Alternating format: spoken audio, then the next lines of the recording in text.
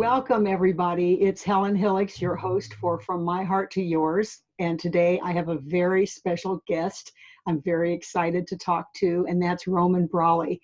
And I'll tell you more about him in a moment, but I want to tell you why I invited Roman to be on the show today. I'm honing in on the issue of sex and spirituality, passionate intimacy without shame. And I know Roman has 8 years of sobriety, and because of that, I know that, in his previous life, he probably had lots of sexual escapades, being a handsome young man that he is. So we're going to hear all about, his past and what he's learned and what he's going to bring us in terms of the process he's engaged in still, of course, because we're always learning and growing, aren't we? So it's my passionate desire to help change the perspective about sexuality in our society and to help bring in the spiritual awareness that we are one and that the way we treat one another is the way we treat ourselves. I can't be unkind to you or use you because you are me. And so it's just shifting our whole mentality about sexuality to make it more sacred, to make it more intimate, and to make it less focused on just, being hot. And, again, our society is so focused on that, how you look, how much money you have, and on, and these very superficial things. And I want to educate people about the reality that you can have passionate closeness in a completely different way. So I'm not going to talk any more about that. I'm going to introduce Roman Brawley, who is an addiction counselor and intervention specialist. He's a founding member of 3 addiction treatment programs. He's a podcaster, a hip hop artist, a social media influencer, a public speaker, and father of 2. Roman has been in recovery for 8 years and worked in addiction treatment at every level of care. He has an intimate knowledge of the industry and of sobriety. He worked on the forefront of the future of addiction treatment and is currently writing a book about addiction innovation, which absolutely fascinates me because I've read a lot of the statistics, having a daughter who is a recovering heroin addict, and also being a recovering alcoholic myself, and, recovering sex addict and food addict and on and on. I really am passionate about addiction recovery, and I would love to talk to you about that in another podcast. Yeah. Because I know that what is happening now is woefully inadequate and not very effective, even though, thank God, a traditional treatment center is where my daughter got sober, and she's got 2 years, June 10th. So It does work for some people, even with heroin. Yeah. But not that many. Right. So, but I don't want to get sidetracked. I'd love for you, Roman, to say hi and to tell us your story first, because that's always one of the most inspiring parts about having guests is hearing their story. Yes. Well, Helen, thank you. Again, it's an absolute pleasure to be on your show, to be talking to you, to be talking about sobriety, which is obviously something I'm very passionate about. The topic of sex is one that we don't often discuss anywhere, right? It's not something we talk with our friends about, our family about. It's certainly not something that's being discussed in treatment or in recovery. There are places where you can find information on it and have those discussions, but it's few and far in between. So I appreciate you having this show and having an outlet for people to, get vulnerable, to talk about those really intimate, secret, private things that we all have to deal with. So it's a pleasure to be here. And jumping. I wanted to just stop you for a second and say thank you so much for saying that, because I know for myself and for lots of people that romantic relationships have often been the cause of relapses. And sex addiction, in its most generic form, is the addiction to romantic connections. And almost every addict has that too, because let's face it, we're addicted to everything. If we're an addict, we're addicted to everything. So I love that you focused on that and that you're going to speak into that, because that is an incredibly important part of addiction recovery. And I hope you'll include it in your book, which Yes. I'd love to help you write a chapter about, Yes. spirituality and sexuality and sobriety. Anyway, take it away. Yeah, it'll definitely be in my book, Helen, because like you talked about, intimacy and sex is a huge part of not only recovery, but people who aren't in recovery as well. It's that primal nature, that urge, that desire that we humans, we all deal with. Now we deal with it in different ways, and our past, our trauma, our experiences shape that. But those that suffer from affliction such as substance abuse often struggle with identifying their sexuality, acting out their sexual desires, their fantasies and stuff like that, which we'll get more into a little bit later. But jumping into my story, I'll start from the beginning. My mother had me when she was 15 and a half, and I was born in a drug rehab. So I was actually born into this world, into a rehab. And I like to say all the time that I was really set up to win, right? Right from the get-go, I was set up to win. Now, my mother was a severe heroin and methamphetamine addict, and she used my whole pregnancy. Fortunately, I didn't have any problems due to that pregnancy. But I was immediately separated from my mother, and I lived with my father, who was much older than my mother. But he was in a bad space too. He suffered from alcoholism and was homeless. So I lived with him. We were homeless, living in his car until the age of 5, at which point he dropped me off on my mother's doorstep, who had 2 other kids by that time, and said, I can't do this anymore. And he took off, and I didn't see him for many years. When I moved back in with my mother, she was still in her active disease, but she had resorting to prostitution to afford her drug habit.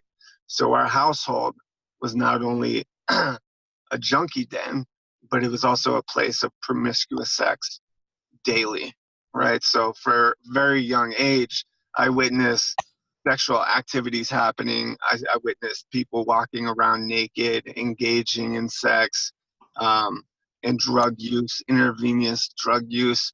I got to witness all that from an early age and really became accustomed to that.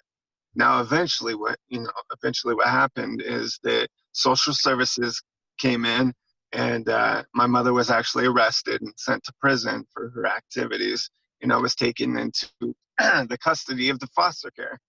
And my brothers and I went to a group home when I was 6 years old, and then we split up. And in the course of the next 5 years, I was in, almost 24 different foster homes and group homes. I bounced around a lot because I had developed some behavioral issues. I had no coping skills. I had immense anger issues. I had abandonment issues. I had distorted perceptions of what was real versus what was fake. I had never attended school. I didn't attend school until the 4th grade, and I was severely behind. I would run away all the time. I would fight other kids. I'd bite other kids. I would wet the bed until I was 8 years old. I had all these problems due to the trauma and drama. Now that just stepped up even a step further when I actually suffered from some physical, mental, and a sexual abuse while I was in the foster care system. A number of foster parents that I resided with would beat me physically, would abuse me mentally and emotionally, and even sexual molestation. I suffered from that.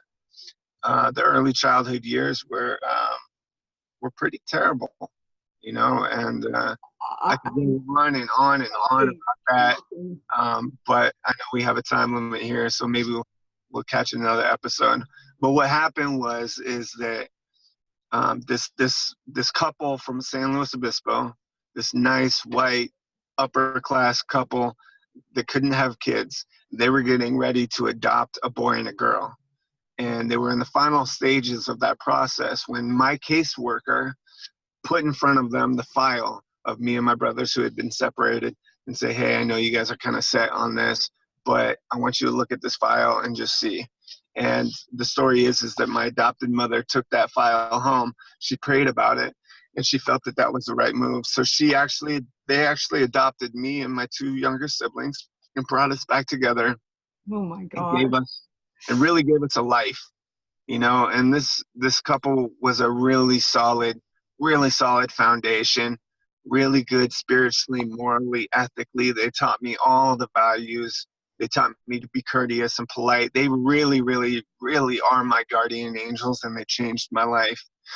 But I was adopted when I was 11 years old, and I was so ill-fitted for life. I had no social skills. I had tons of behavioral problems, mental problems, emotional problems. I was really a handful for them. And like I said, I didn't start school until fourth grade, so I was severely behind. So I struggled in school with them. I struggled at home, but they tried their best. They really did. They tried their best to give me everything I needed to succeed and kind of break the wheel of the pattern, the cycle. And it worked for a while. I excelled in high school. I was on the principal's honor roll. I excelled in sports.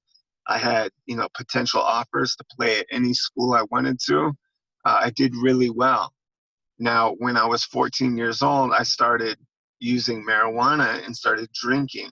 And the first time I drank and I did marijuana, it was immediate for me. I knew this is exactly what I needed.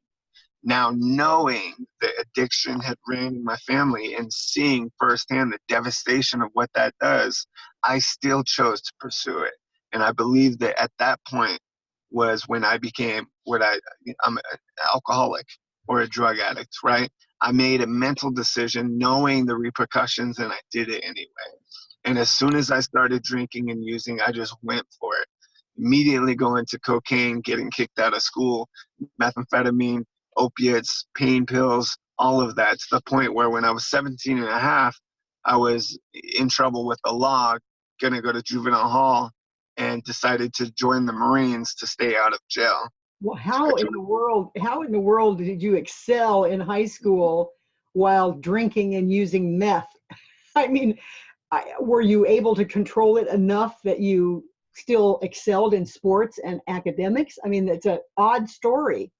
Yeah, for a time being I was, but eventually the drugs and the drinking won out, and I just abandoned everything else. Right, right. And then, like I said, I joined the Marine Corps when I was 17 and a half.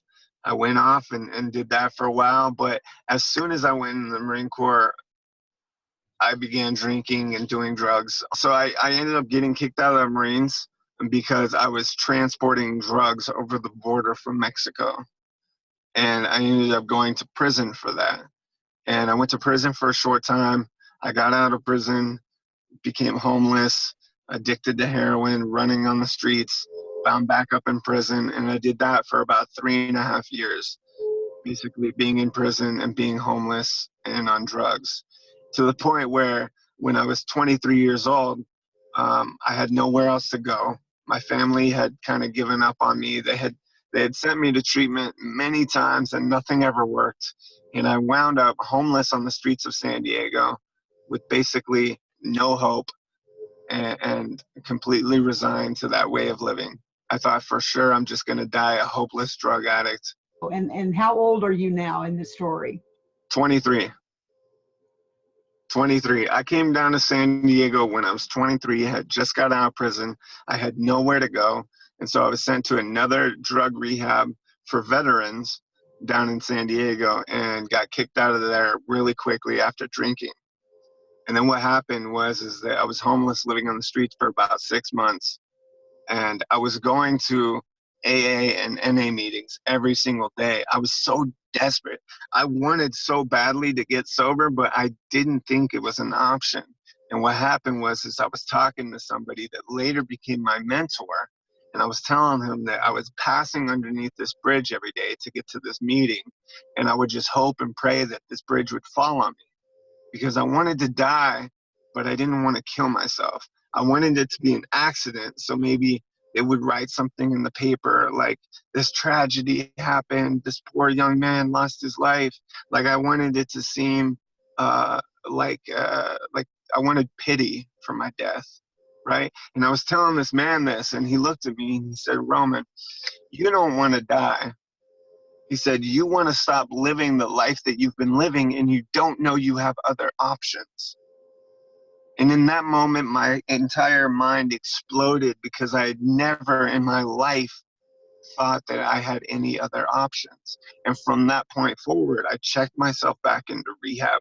I started working a program of recovery. I got myself back into school. I became a drug and alcohol counselor. I became an interventionist. I worked in the field. Like, I really took off. And from there is kind of the last 8 years of my life. And in that time, I've had great successes. I've been able to do basically everything I've ever wanted to do. I've been able to help thousands of people get sober and stay sober. I've been able to develop programs of treatment for people. I've been able to fly across the country helping people and talking about sobriety and talking about recovery as not only a means of getting sober, but as a way of life, you know, and being on the forefront of the future, the innovation of treatment. You know, we were talking about that earlier. As addiction and alcoholism continues to evolve, so must treatment, so must recovery. Like, we got to keep changing with the times. Listen, I got clean and sober in a 12-step program that has been around since the 1920s, right? And I read a book that was written in the 1930s, and it's still pretty relevant today, and it helps me on a daily basis. But a lot of those things that were happening in the 30s, 40s, 50s, 60s, and 70s aren't happening today, right? So we need to continue to evolve, and that's really where my passion lies, is in the evolution of treatment and recovery. I love that. I mean, that is my passion too, Roman, is the evolution of thought, the evolution of philosophy, the evolution of our beliefs. I mean, people, you know, I'm going out on a limb here, and probably some people will completely bash me for this, but it's like people who are so dedicated to the scripture, which was written 2,000 years ago, as if God is not evolving. You know, in 2,000 years, you know, if evolution is the primary driving force of the universe, then so must God be evolving. And but we humans love to have stability and security. The ego does. The ego loves to have the illusion of security and stability. So we latch onto these things and say, you know, this is it. Like the 12 steps. This is it. It can't be improved on, but it's just not true. We're evolving all the time. And, you know, I do not believe that Bill W. and Dr. Bob would say, no evolution here. I don't think they would say that. I think they would say, absolutely, let's keep growing. Well, they were visionaries, right? Alcoholics Anonymous was nothing, right? It didn't exist. Nothing like it existed. The Oxford group was around, but that was a really religious program that focused on 6 things. What Bill and Bob did was revolutionary. It changed everything, and they were constantly looking for what's next. If they were around today, I'm for sure they would have something new, right? So why are we continuing to do the stuff that we did 30, 40 years ago?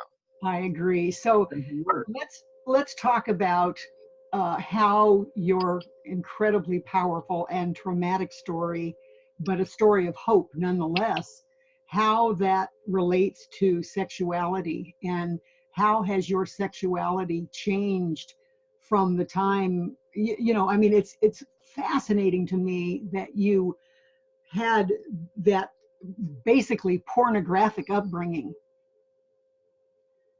And, you know, I can't imagine that pornography didn't become part of your daily life when you were older. So can you talk about both how the trauma affected your sexuality, and also about, you know, how the addiction affected it? Yeah, of course. So let me first start by saying my relationship with sex is obviously multifaceted, right? It's based on my experience, and my experience might be different from others, or it might be the same. So if you're listening to this, just a disclaimer, this is my experience and this is the things that I have felt and still feel today.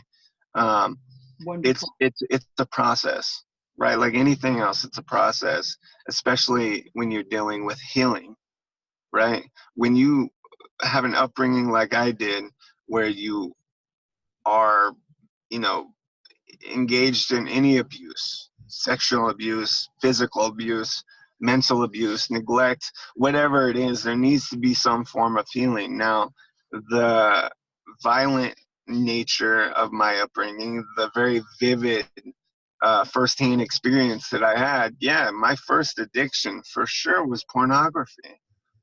I remember seeing a porno magazine when I was in the 5th grade, and I took it home, and all the kids were like, "Oh, that's kind of cool, but like, do other stuff." And I was like, "No, this is mine. I'm keeping this forever," right? And when the internet came around and I had access to it, that was where I spent a lot of time. It was a real problem in my household. My parents didn't know what to do. I love that you're sharing that, Roman, because I think that is your story is the story of a lot of young men in our society, that kind of sexuality is promoted, and the distortions that come along with it are so addictive, that. And of course, I want to say this too, that pornography ultimately is a person looking for love. And I know that people may not believe that or understand that, but everyone is looking for love and belonging. And when you discover orgasm and pornography at an early age, that comfort of that connection to your body and to that, the fantasy of connecting to that other person, it's like so many people are hooked because they are desperate to have that comfort of that connection, and it becomes sexualized into pornography. But I want to say it because it helped me so much about my own history of promiscuity when I was a younger woman, and I had so much shame about that, but it really was just me looking for love in all the wrong places. And so is pornography. It's a rampant epidemic in our world because people are desperate for connection and don't know how to find it. And your story couldn't underscore that more, could it? Yeah, well, for a while I was attending an anonymous program for sex and love addicts, right? Before I realized that that's not personally what I have. There's people that have that. I don't suffer from sex and love addiction. I don't. I've had times in my life where, yes, I was addicted to pornography. I was addicted to promiscuity. I was addicted to relationships. I was codependent, right? But I didn't have that necessarily thing. And I think it has to do with my upbringing, right? When I found pornography, I was acting out in every way that a kid can act out. And then I found this one thing that gave me comfort, right? Yeah. Humans are creatures of comfort. We do what we're comfortable with. So when I found that, it provided safety, and that was my safety. And for a time being, just like anything else, it worked. Right? Just like alcohol works for a while and drugs worked for a while. Eventually it stopped working and it became destructive behavior. But for a while, the pornography, it worked for me. It got me through puberty. It got me through some tough times. I struggled with some real emotional baggage, dealing with the trauma of sexual abuse and physical abuse and being abandoned, like those things, those concepts that an adolescent mind couldn't fathom to understand. I was able to cope with it with pornography for a while. And that might sound really strange, but it's... No, not to me, not as a counselor. It does not sound strange at all. I'm serious, because the essence of what you experienced as a child was never feeling safe and never feeling wanted enough. You were never loved enough for people to deal with their own painful behaviors and face them so that they could be with you. So the essential trauma that you're describing is the trauma of the feeling that you don't matter. Exactly. And pornography makes you feel that you matter. Well, not only that, right? It's a stimulant, right? It Yeah. stimulates the brain, so I'm not even worried anymore, Well, right? exactly. It deals with it chemically, but I just wanted to make that connection too for the audience and for Sure. you, that it also deals with the trauma of not being wanted, which is your essential pain. So you get to Yeah. have the energy every time you tune into pornography, you get to have the fantasy of being wanted at any time by any woman, any day.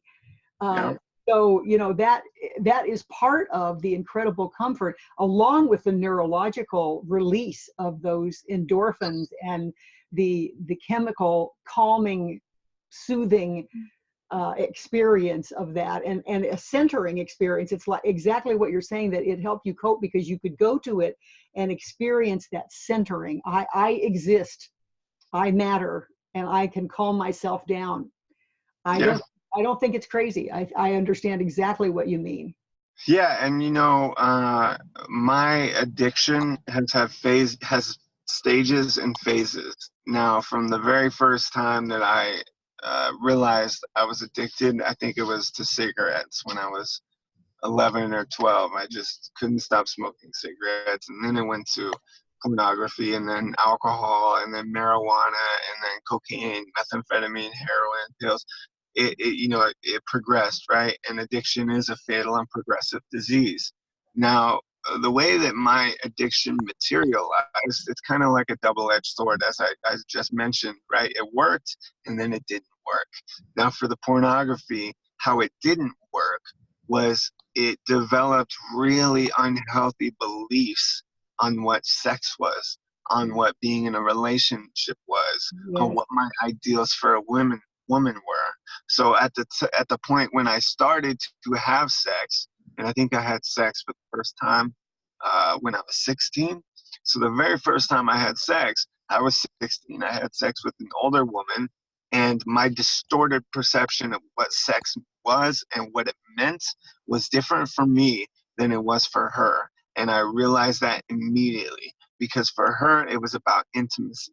For me, it was about power, comfort, and dominance, right? It was about releasing and escaping, So I knew from the first time I had sex, something was different, I you know? love that. I love that, Roman. You're saying all the things that I've been teaching my clients for decades.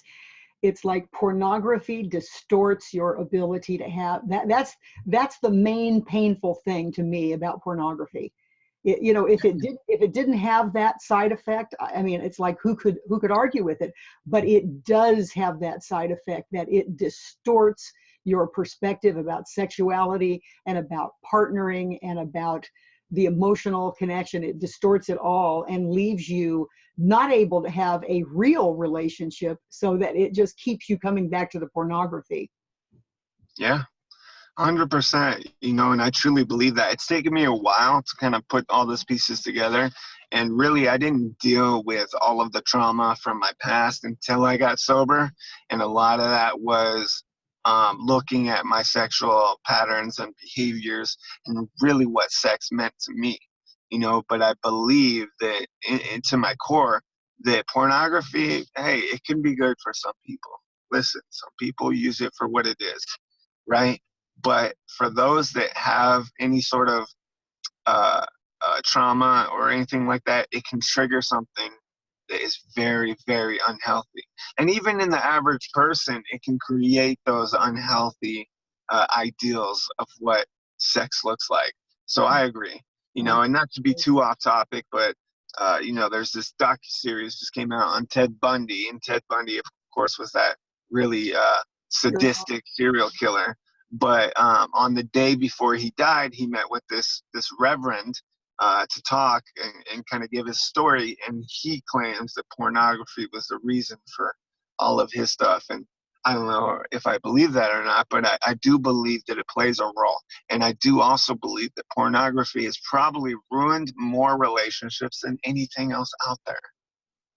Well, it's sad but true, because I've worked with a lot of clients, and in my experience, it's almost always the man who is addicted to pornography and not the woman. Although I have women clients who have acknowledged that they have used pornography too. Hmm. But what ends up happening is that the man would rather masturbate to pornography than have sex with his wife. Again, because when you have sex with your wife, it's like you've got to deal, or your girlfriend or whomever, your boyfriend. I mean, I don't care if you're straight or gay or whatever.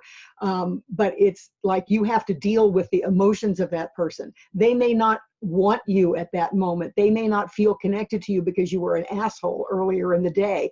It's like you have to deal with reality. Plus, you've been stimulating yourself to orgasm over and over and over again, and it makes it hard for you to perform. Hard for you. I shouldn't say hard.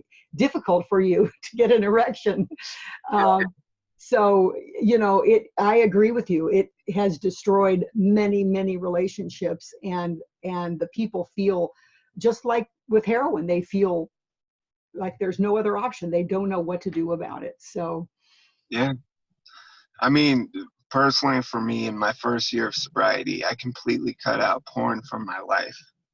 I had to, for my own personal recovery and my growth and spirituality. I cut it out of my life, and it's been out ever since. But let's get into sex, right? That's the big topic here, and that's what you brought me on to talk about. So sex, from my very first sexual encounter, I knew that things were different. My distorted reality, my perception, things that I wanted, the things I was attracted to. For me, and my upbringing especially, I had firsthand witnessed that sex was about power. Right? When I saw my mother having sex with all these men over and over and over again, for me, it wasn't that she was getting the love that she needed or that she was attracted to these people. For her, it was a means to an end, right? She used sex to get what she wanted. And so that's what I thought sex was. and so did the men. Now, with the distorted perception of that and pornography, I had really, really messed up a view on sex. So my sexual history in the early years was about I want to have sex with somebody because I want to get something, right? It was I want to get comfort. I want to borrow her car. I want her to pay for things. It was about dominance, but not in a dominating way, right? It was I feel accomplished when I have sex with a new partner because I did that and because I'm getting something from it. And that was how sex was for a long time. Now you sprinkled in the drug abuse, right? And it took it to a whole nother place, right? Because for a while, before I got into opiates and downers, I was on stimulants. And let me tell you, stimulants sex is what you do on stimulants. Right. So there was a lot of sex. There was a lot of sexual partners. Now, the other part of that lifestyle of being an active addiction is total disregard for your own health and safety, right? Right. So using condoms or protection or birth control for that matter, Right. things we cared about, because when you're in that mindset, you don't care about anything, Right. right? Your health, your well-being, they go out the window. What can we do now to have fun, and how can I feel good right now, right? That's what the drug addict wants. It's an escape from reality, and I want it right now, and it's no different with sex, right? So with sex, a new partner, cool, this is exciting. It's releasing those chemicals in my brain the same way that the drugs does or the alcohol does. I want it. I got to have it. They say that alcoholism is characterized by three traits, right? One is a physical allergy, meaning it makes me feel different than it makes somebody that doesn't have the allergy. Second is mental obsession, right? I can't stop thinking about it. And the third is a spiritual malady, basically like I'm empty inside, right? And it's the same thing. My participation in drug use was the same way with sex, constantly thinking about it. The mental obsession was real. I would fantasize. I would see women. I would fantasize not about talking to them or hanging out with them or going on a date with them, about having sex with them. Right. Right. I would be thinking about it. And once I had the sex with them, it was like that was the end goal. And then it was boom, done, on to the next. Right? Thank you, next. It wasn't, I was never interested in relationships. You know, the only real relationship I got in while I was in active addiction was with another addict, right, who was in active addiction. And we didn't have sex for like 2 years, right? We were together for 2 years and maybe we had sex 4 times because the priorities fell, right? Sex used to be at the top, but when I started doing heroin and opiates, boom, it fell to the bottom because that took precedence, right? So, you know, talk about unhealthy sexual behaviors going from sexual partner, sexual partner, sexual partner to now I'm doing a different drug that doesn't really stimulate that sexual desire. Now I don't have those fantasies anymore. I'm not really craving it anymore. Now I just want somebody to be around. And that's where my codependency kicked in, right? Because it was no longer about being sexual with somebody. It was about, I need you to be here with me because I'm sinking on this ship and I don't want to be alone. You know, and that's why for a while I thought maybe I have love addiction, but really it was just codependency intertwined with addiction and other stuff, right? And opiates, of course, And which is so interesting. I mean, I think this is an interesting thing just for people to hear about, is how different drugs relate to your sex life, and you know how heroin just completely kills it. Yeah, it goes away. And you know, if you are with a recovering heroin addict and all of a sudden they stop being interested in sex, you might consider the fact that they could be using again, because I've seen that. Yeah, I've seen that over and over again. But I also think it's relapse. Yeah, I think it's interesting that that heroin has been described to me by my daughter as the feeling of being enveloped in a warm blanket that meets all of your needs. And so it's not surprising to me that sex drops down because in priority, because the drug itself is giving you that comfort that you used to look to sex for. So let's go on, because I want to hear about when you got sober and how your sexuality has changed. I mean, this has been fascinating. I could talk to you for 2 more hours about what it was like then, but I want to hear about the 8-year process now of where are you and in your process, and you know a little bit about that, the sobriety, and sexual, integrating spirituality, because I know that you are working from spiritual principles in your life now. So, and I love that you were saying about how you didn't consider really what it was doing to you or what the impact was on the other person. There wasn't that kind of caring connection. And of course, I know that is shifting. So tell us about the after. Yeah, I mean, this is the best part. And for anyone that's in recovery, you would probably agree. And for those that maybe aren't in recovery, but maybe are thinking about it, this is something to really consider. Because when I really got serious about sobriety, when that man told me I had options and I made that decision, I made the decision at that point to change everything, right? They say often that to change anything, you have to change everything. And I was completely willing to do that. Now, when I got sober, what happens if you're a drug addict or an alcoholic or somebody that's never really abstained from substances, what happens when you get sober is for a little bit you're in what they call this pink cloud. Right. Basically, your brain is kind of foggy.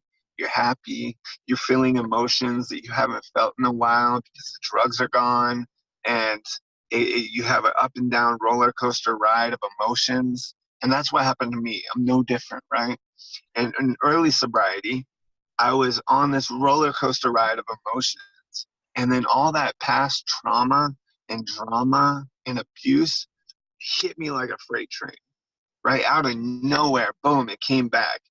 I had never dealt with it. I had never gone to therapy, so I had to immediately start going to therapy with that. At the same time, I started working a 12-step program. Now, the 12-step program is based on what you said, spiritual principles. Now, this is the fun part, the sociology of recovery, right? Because recovery really is a community. For most people that get sober, they are involved in some sort of anonymous program. And if you're not, you're probably in some sort of treatment center that has their own program of recovery. Now that community is really, really tight knit. And that community for somebody that's newly sober is one of the main reasons to stay sober in the beginning, that fellowship, the camaraderie, right? So getting off your drug van at your rehab to go to this meeting and you see girls, right? And now all of a sudden, like, you're feeling these things you haven't felt. It was exciting. It's thrilling, you know, but my first sponsor told me, he said, listen, most sponsors tell their sponsees in your first year of sobriety, don't have sex. And he said, I'm not going to tell you that because I don't believe in that. But what I am going to tell you is that the person that you're going to have sex with now, a year from now, you probably won't. Because as you continue to change and grow, your ideals are going to continue to change and grow. And at the time, I had no idea what he meant. You know, I just saw it as a green light to have sex, right? And in early recovery and in that community of recovery, it's pretty promiscuous. It really is, right? Like, people are hooking up left and right. You know, at one point, somebody told me that if you meet a girl in AA and you date her, just know it's not your girl, it's just your turn, right? Like, these are common phrases in that because it's really well known. Because everyone's feeling these feelings for the first time and they're excited and they want to explore it. And they're looking for comfort in some new way. Of course. If they don't have their drug of choice, you know, so it's very, very common. The point, though, is not to get in a relationship, right? So I had to learn what the difference between having sex and being in a relationship were, because I didn't know that those were two different things. You know, I just thought we're in a relationship, sex, right? So I had to pull those things apart and see that there was a difference. I also had to learn that sex wasn't about dominance. Sex wasn't about any of those distorted perceptions I had. I had to learn that sex was about intimacy. And intimacy was something I was not familiar with because I never had that. That wasn't one of the skills I had in my tool belt, right? That wasn't something I was familiar with. And it was due to my upbringing. The way I was raised, the things that I learned, the values. Intimacy wasn't there. I didn't receive it as a child, therefore I didn't have it as an adult, which is simple, and I learned that going to therapy, you know. But when I learned to be intimate, I was able to learn what healthy sex habits were, and to use protection, and to value somebody, and to respect your partner. Right? I got to learn all those things in early recovery, and it changed the way I looked at sex. I no longer was walking around looking at women thinking about having sex with them. You know, I became aware of that people are people, right? They're not things to be controlled. They're not things to be played. It's not a game. I love what you're saying, Roman, and I want to tie this back to the topic of sex and spirituality, passionate intimacy without shame, because what you're talking about, you know, people sometimes get confused about, what do you mean by spirituality? You mean I have to be religious in order to have healthy sex? I'm not saying that at all, but I'm saying that in order to have healthy sex, you need to be connecting with spiritual principles. And that's what you're talking about from the very beginning of your sobriety, is you realized, I have to respect this person. I have to honor this person as a human being with feelings. I get to protect myself and her from potential diseases. I get to care about our well-being. Those are spiritual principles. Yeah.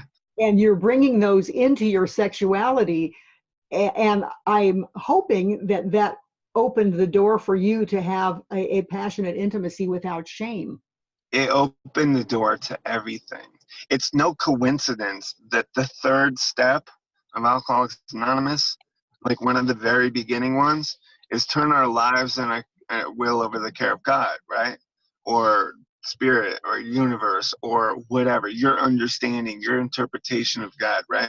We turn our lives and our will. What does that mean? That means that my life now, I can do what I want, but rather I'm looking to do what I believe is right. Right? So do the right thing versus what I think I want or what I think I need, right? Put my selfish needs and desires down and live on these spiritual principles, which are basically love, tolerance, patience, kindness, things that I had never known before. And most drug addicts don't, because you're in chaos and discomfort and Right. distrust and all that. So I got to start practicing those principles with another person, I right? love, And it wasn't codependent. and you're describing something else I think is super important, is that you said you put your selfish desires to down or whatever. Another way of saying that people might relate to is that you got the ego out of the bedroom. 100%. And that is such an unbelievably important piece of this message, is that that's really what I'm talking about when I say sex and spirituality, is get the ego domination out of the bedroom and bring in those spiritual principles of love and kindness and caring and tolerance and compassion and all of that. And then it changes the whole nature of it, because your ego is not saying, blow me, fuck me, I would turn around, I want to come. I mean, it changes the whole conversation and the whole focus. Well, what really switched in me like a light bulb was that it wasn't just about me anymore. That my life was no longer just about me. That I wasn't the center of the universe and everyone here was here on my terms, right? Yeah. That I got to live in relation to others. I got to be a part of the world. I got to give and really participate and partake in life, and when I realized that, everything changed, because I started having real relationships and friendships with people, and the ability to be vulnerable and be authentic and be myself, who I'd never known who I was, because I was a tormented child. I was a really fucked up adolescent. And in my early adult years, I was out of my brains on drugs, right? I never knew who I was. And I got to find out who I was, and I got to love that person. It is so powerful what you're saying, Roman, because all the things, all the comforts that you had been seeking through all these other behaviors, of course, they may work for a little while, like the pornography got you through some adolescent times, and the heroin brought you a sense of comfort you'd never known, and all of that. But really, what we're all searching for is what you're describing now, which is that deep sense of belonging. And you're talking about that in terms of the fellowship of early recovery.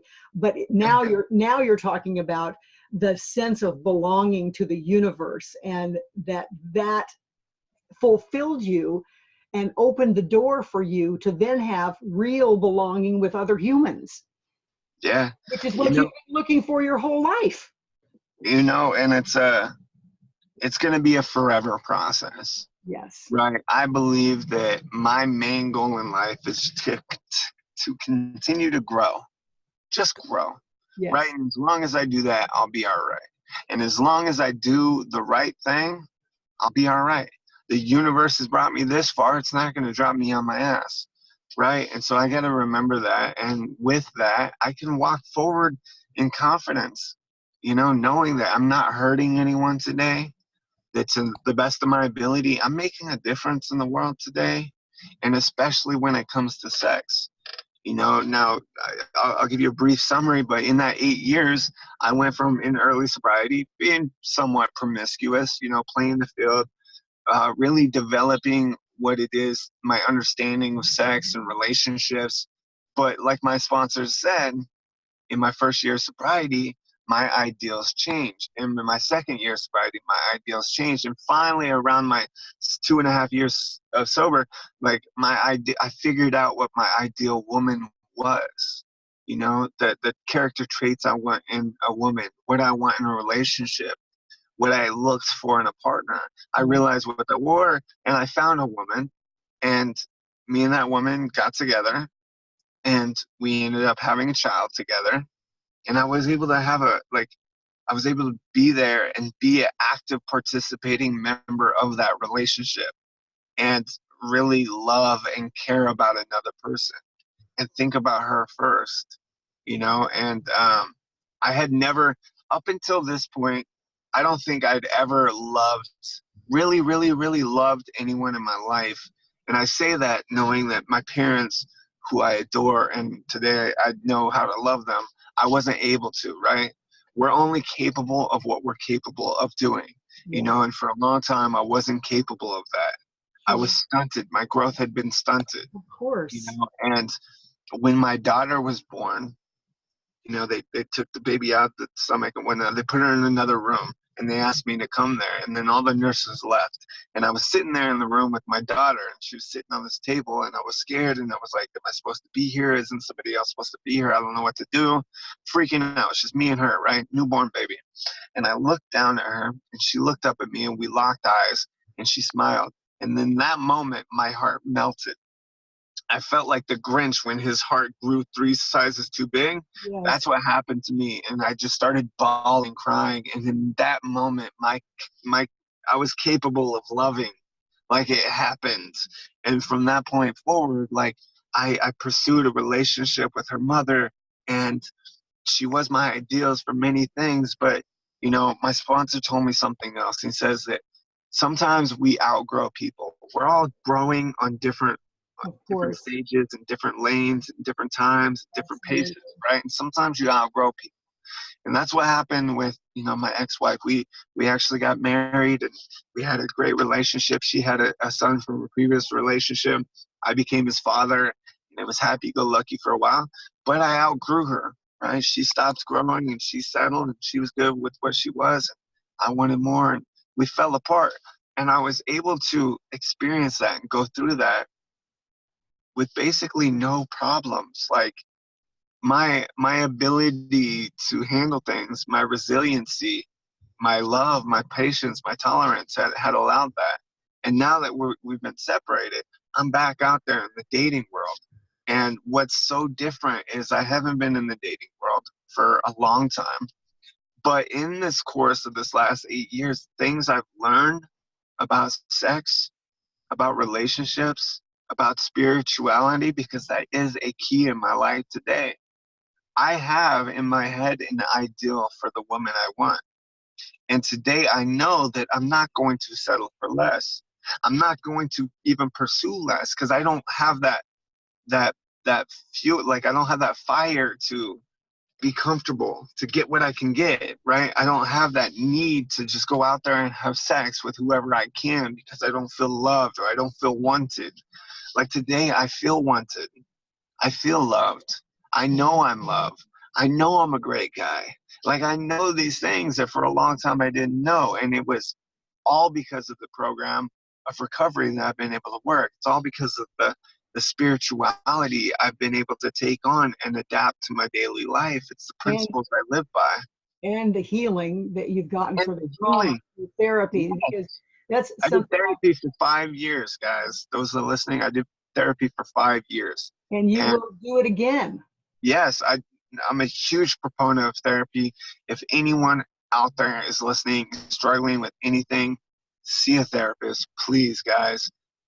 There's nothing better than being able to share all of your stuff and unload it on somebody who can walk you through it and really heal that. We don't heal. The best way through is through, right? So for a long time, I stuffed things away. I neglected things. I ran away from things. That did nothing but make things worse. The best way through is through. So I'm a huge proponent of therapy. I I love love therapy. It's what made me want to become a counselor because I was going through therapy and I saw the huge breakthroughs I was able to have in a short period of time. Now, right. it took me a long time to drop some of those barriers and those walls, and we could talk about that. That's a whole nother subject. The Yes, it is. barriers and walls that we created about sex, about relationships, about love, right? But I was able to drop those barriers and those walls and really open up. And when I did, I have this saying I say all the time that if you cry, you can fly. You know, those tears allowed me the fuel to really fly, to succeed, to excel. You know, we're only limited by our limitations that we create in our head, Yeah. right? When you pull those limitations away, we have infinite potential. There's nothing we can't do. And I believe that today. Well, I don't believe that. I mean, you're not going to become a professional ballerina. I could. Well, I couldn't. You know, it's like we have an incredible amount of potential that we can't even fathom. But there are certain things I was not born with a voice. I'm not going to be an opera singer. And that's okay. Sure. You know, I have unlimited potential within my own potential, you know, whatever God has given me. So I just want to make that, because I think some people feel like, you know, they can do anything, and then they go off half cocked on the wrong direction, that they're never going to make it in that area. And if they could really just connect to what the gifts are that God gave them, what are those gifts, then there's unlimited potential in there. Well, I mean, yeah, of course, right? I think that the unlimited potential means, like, in the confines of your passion. If you're passionate about something and you know that you're on purpose and that's your vision, then yeah, you can do it. You can do it. Yeah, Right. and get all the support you need. I mean, I love that you're advocating for that. I want to come back to where you are right now, because I think it's incredibly important what you're saying, Roman, about now you're not pursuing casual sexual relationships.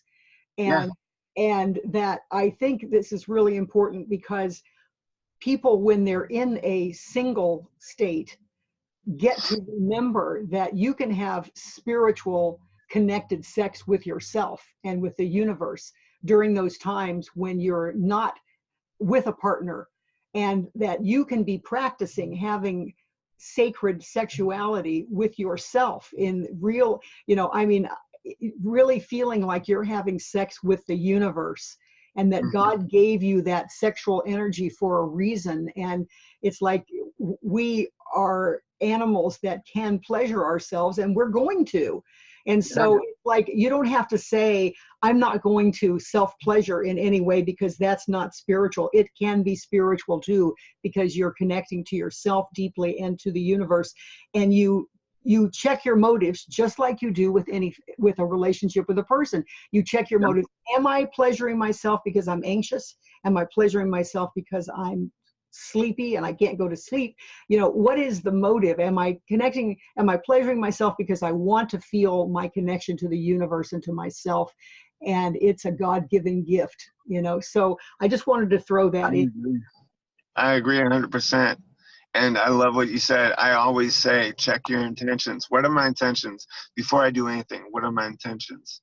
And right now, at my stage of life, you know, I'm a young, fairly attractive man. You know, I take care of my body, and I'm in shape, and I'm successful. And yeah, I would probably have no problem going out and finding casual sex partners. Of course you would. But, you know, what are my intentions? You know, right now, my intention is to be a good father. My daughter's 4 years old now. To be a good father for her and my stepson. You know, my intentions are to continue focusing on my career. My intentions are to find that woman that meets my ideals, so that I can have a loving relationship and share my life with. You know, and I'm okay without having sexual partners, because I don't need that anymore. At a time in my life, I thought I needed it. At a time in my life, it controlled me. You know, but the great thing about recovery, about sobriety, is we get to learn, we get to grow, we get to fall down, we get to get back up, and we get to figure out who it is that we want, who we want to be, who do we want to be with, right? I got a blank canvas. When I got sober, it was like I took the eraser and wiped off the whiteboard, and then I was given a paintbrush, told to create my masterpiece. And that's what I'm doing today, you know. And for anyone that struggles with sex, there's help out there, there's help available, you know. But I think that rather than it being a problem with sex per se, it's a deeper issue, right? Everything's deeper. It's Love usually due that. to some sort of trauma, some sort of neglect or abandonment, something you haven't dealt with. So if I you're struggling with those things, seek therapy, seek help. There's a solution. For a long time, like I said, I was living on the streets of San Diego, hopeless, homeless, and broken, with no thought that I can ever change. But there's a solution. No matter where you're at in life, there's a solution. No matter what your ailment, there's a solution. If you're struggling with heroin or methamphetamine, cocaine, alcohol, marijuana, anything like that, there's a solution. There is a program of recovery that can give you a life beyond your wildest dreams, and you can really have everything you've ever wanted and be somebody that you can be proud of.